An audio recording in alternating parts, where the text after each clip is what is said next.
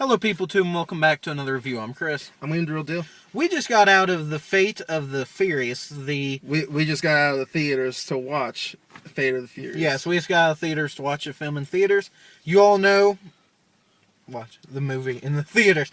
You all know that he's been a big fan of the series since the first one. I've been a big fan since the fifth one. I love all the new ones. I think they're really good action movies. This time around, Dominic Toretto, Vin Diesel, becomes a rogue to Charlize Theron's character. What's her name? Stryker? I think.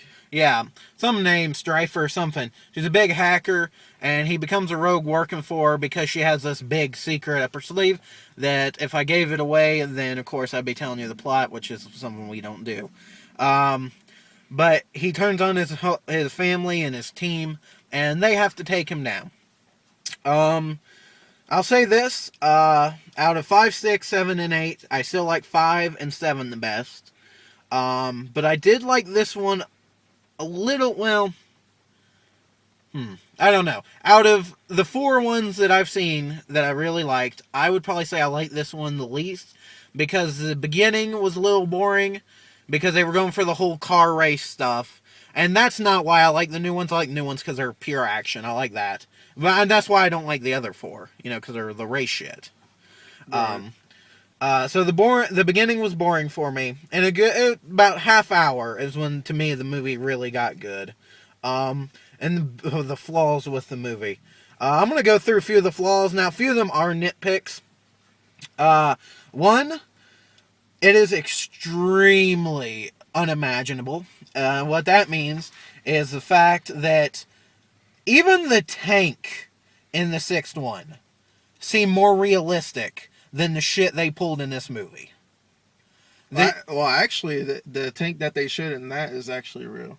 Well, it was a prototype. But what I'm saying, though... No, the tank in 6 was a more realistic scene than half the shit in this movie. Well, I mean... Okay, yeah. Like in 7 where the car drives off into the through the fucking things. That was more realistic than a lot of the shit in this movie. And good example, the fucking cars coming alive and doing that zombie thing and then they flying. I was like, you just gotta see the shit. The entire time that was happening, I was like,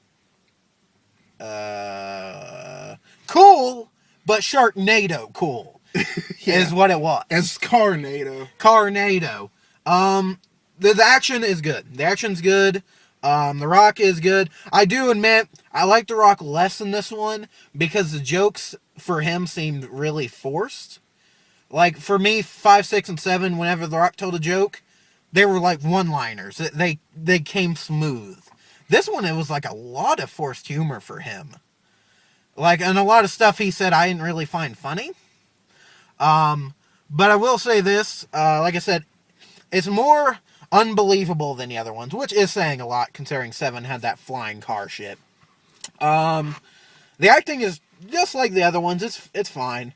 I did like how the bad guys from 6 and 7 worked with the guys in this film, the good guys. I thought that was cool.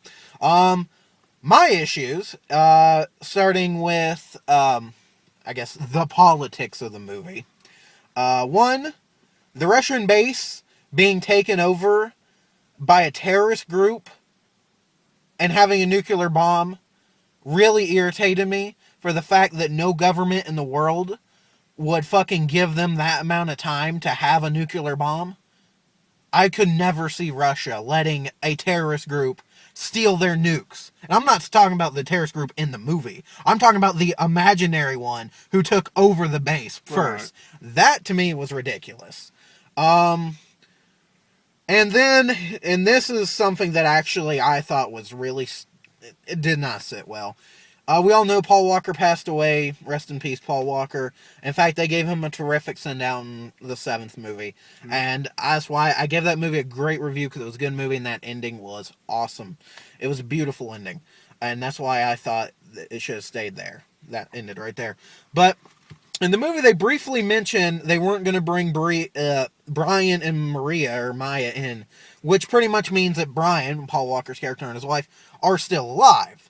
They're both alive. They're just not in it because they don't want to drag them into it. But then at the end, Dominic names his secret after Brian. And I think it's supposed to have an emotional impact, but it doesn't because they already established he's live. It's like, oh, so you just name your kid after your friend? Okay. It would have felt a lot You like... just spoiled it, but... You know. Shit, sorry. Sorry. It would have... Like, whatever, you guys probably... Yeah, it would have been a lot better. Like, that would have felt a lot better if they would have established that he had died. Yeah. Like, it would have been a more emotional impact. Because to me, the ending was like, okay. Like, Right. Or maybe Paul. Actually, if he would have said his name is Paul, I'd been like, that's cool. Right. Alright, you're... Well, I mean, yeah, I agree with you with basically all your points and all that. So, like, coming from my perspective, from, you know, me, like, actually enjoying the whole series through and through, I did enjoy it. I really did enjoy it. Of course, like I said, I agree with his points. Biggest point, of course, being them iterating that, you know, Brian And Mia. and Mia were both alive still, and like at the end of it, they're not there. So Yeah, they were completely cut out of the whole family. Because at the end of, I think, 5, 6, and 7, they had that big family get-together at the end of the movie. yeah, that's probably the movie's biggest flaw there. Yeah. Paul Walker's death kind of hurt this movie. Yeah. Because it seems like they were trying to work their way around it, but by trying to work around it and not address it, they kind of fucked up. Right. They lost a lot of the emotional impact. Yeah. Especially 7, when they did that ending, it was perfect. Mm-hmm. It had the emotion, it had everything. And that's why I gave it such a high score. I will say this. This movie is thumbs up. I like it like I have liked the past, 3? So it's not bad, but I will say this. I don't think it was a necessary sequel. We could have done without it. I still think 7 was a perfect ending. But I will say this also had a decent ending. I just wish they would have wrapped it up a little better. I wish it would have been more emotion. 7 was See, that's the problem. 7 was good enough to end the series. Mm-hmm. So, I don't know. You know, watch it. I still say it's a good movie, so it's a thumbs up, so check it out. It's a thumbs up for me. So Yeah, peace. peace out.